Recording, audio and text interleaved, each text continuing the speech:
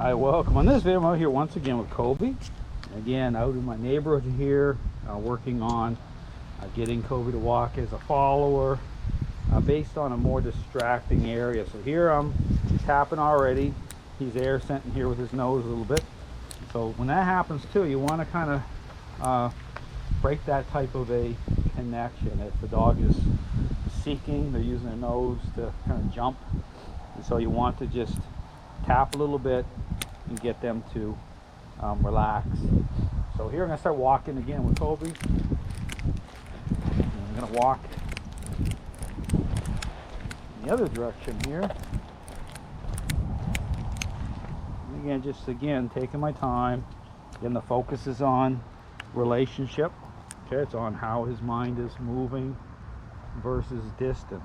So in terms of distance, that will come as the walk develops, as your dog becomes more and more relaxed, then it'll be perfect. So here I'm just tapping a little bit, I'm getting him to pace me.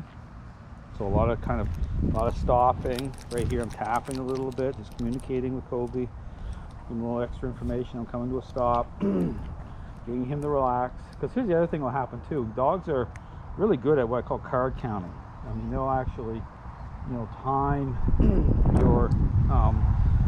your walk. They'll kind of time the reactions. They kind of know the mind will start to jump.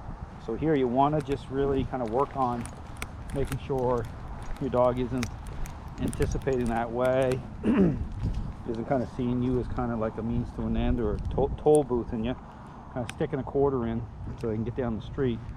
You want to really make them wait and be patient. And how you know that they're card counting you is that when you start to wait longer, stop, you'll see, because it's a reasonable demand. So if they're card counting, you're going to get very, very upset over that. And that'll show you right there that your dog's mind is jumping ahead. So here there's some traffic coming. Taking my time.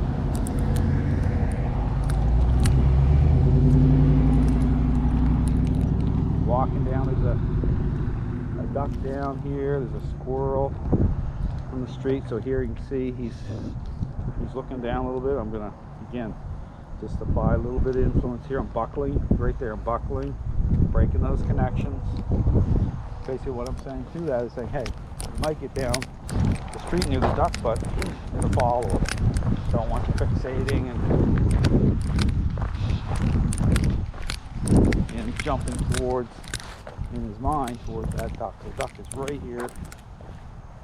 See him on the street right here. Now I'm going to turn Kobe, because again, he's really investing a little bit here. So here you can just see how I'm kinetically, again, this is a kinetic principle here, breaking his point of contact.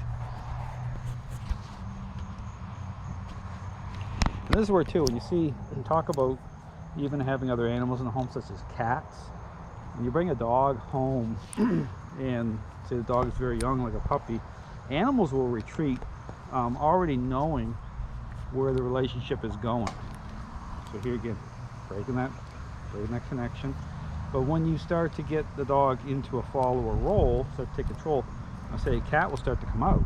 Will start to realize that, hey, you're in control of the relationship. And that's another indicator. So here, we're getting close to the duck here. I'm going to turn him again. This is a really good exercise for Kobe.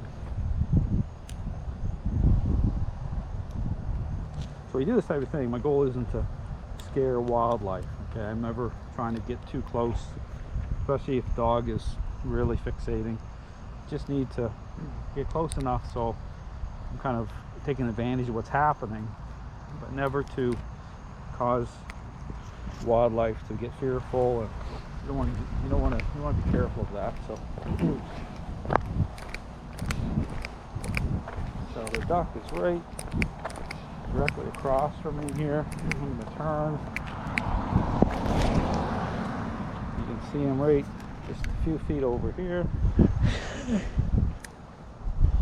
Again, Kobe, there we go. Kobe's aware. He wants to look over him. Again, this is like a relaxation exercise here. Same thing. So we're looking, really sensing. So I'll move again. So there I kind of moved opposite. So that's where, again, working angles. I'm doing this type of thing. It's like just knowing when to turn. Again, you know, call it turnaround technique. So you're just kind of turning opposite, so it gives you the advantage. It exposes the dog's state of mind more, because then they have to turn their head fully to invest. Just working on Kobe, doing good. So you'll see that shifting too.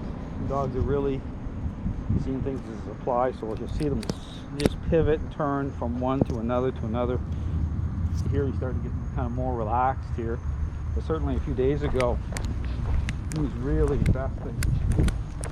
His head just pivoting and turning towards anything he thought he could invest in.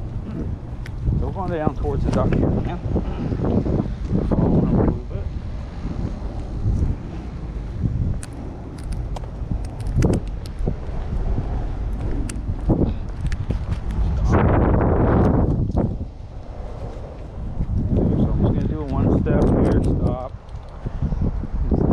Just kind of defaulting into a sit automatically. I'm not saying sit, he's just going into it. Again, this is a pacing exercise, so same type of training I do for service dogs. It generates focus, so it's just a lot of quick stopping.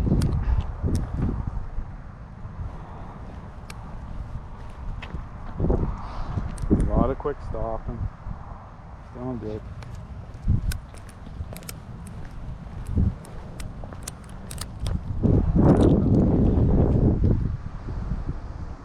Yeah, Kobe's getting lots of exposure to other dogs, so we're not showing that on the videos because it's part of, I'm introducing him through service dog training, so I'm not showing that. I'm not showing public videos for that because of the nature of the type of training I'm doing with clients, but he's definitely getting lots of exposure to other dogs or socialization, so which is great. So his owners getting to benefit from that for sure. The good thing what I do is I have other dogs that I'm working with, so I kind of work Kobe into that training, so it's good for all the dogs that way. So these ducks are, two of them now, they joined up, so they kind of joined forces here. So